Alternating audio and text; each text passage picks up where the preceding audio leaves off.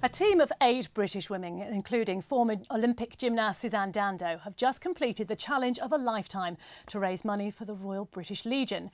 They retraced the footsteps of World War II resistance fighter Nancy Wake, who escaped from Nazi-occupied France to Spain across the Pyrennees in 1943. The team wanted to honour her and the continuing sacrifice of service personnel while raising £100,000 for veterans. I'm very happy to say that 3 of the team, Suzanne, Deb and Michaela, join me in the studio. Welcome to all of you, and well done, I should say, first of all. Thank you. Now, you're back safe and sound, I'm glad to say, and with the benefit of rose-tinted hindsight, how did it go? It went really well. It was hard work, and we knew that we had a challenge on our hands, but we all made it safely across, and a few blisters, a few aches and pains, but we're here, we're fit and we're healthy. Good. Now, you took a camera with you and you brought back some fantastic shots of your trip. We're going to have a look through them, and if you could just talk us through some of what you were doing. So now we're starting here, and it looks like you were in the depths of Borneo. I don't know about France. I think this was our first major challenge, really, wasn't it, girls? Yeah, as you can see. A few people got some tackled it more elegantly than others, obviously. I think that might have been dear Sal Kettle, who was struggling with blisters even after the first day. First day up the hill. That's Sal.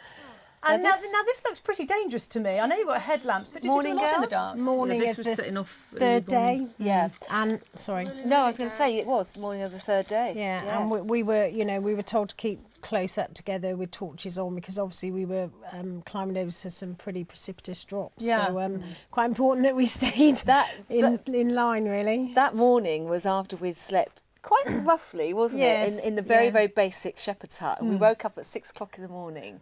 Pitch black, all we had was those head torches and no water. No. So I have to say the wet wipes came in incredibly handy, didn't they, girls? Yeah.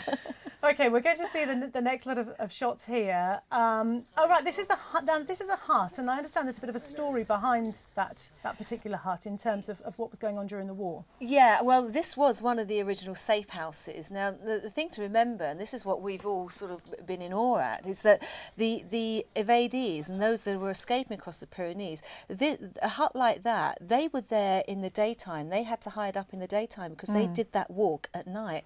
And we said what we faced. Exactly.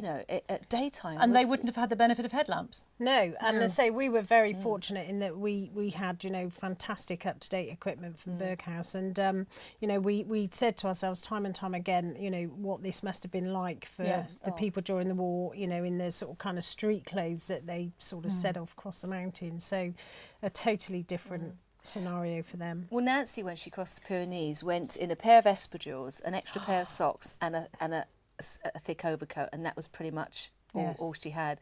And Michaela is very experienced on the side of a mountain, so you could ask her how she thinks we did.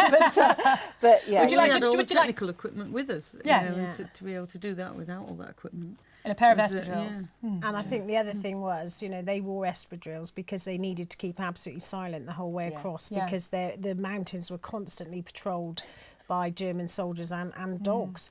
So, they also had that threat, constantly facing them. So we weren't silent, by the way. No. I'm not surprised.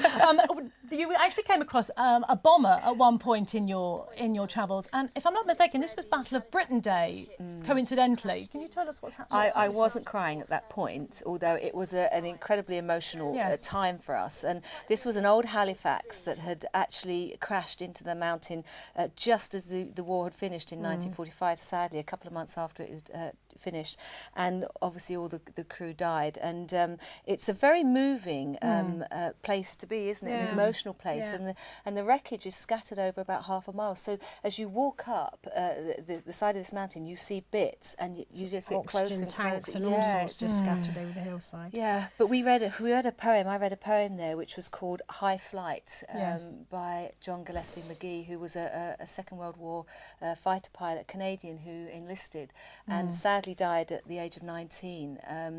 And so he penned that poem just before he died. So we thought it was quite poignant, appropriate. absolutely. Yeah. We're going to move on to the ice pictures here, which I think puts in perspective. This wasn't a walk in the park, was it, ladies? No, Mac, you're departed. Now, Michaela, sorry, you're a very experienced climber, so I understand that you were bringing up the rear, making sure nobody fell down. Yeah, I was, and you know, just because of the time of the year, it is a dangerous sort of part of the route to have to walk across that terrain. Yeah. You know, and we had, you know, had to keep up. So we took it quite gingerly. I'm sure. Now we're going to just see the last pictures that you took. This is coming over to the Spanish border, and we'll see in just a second.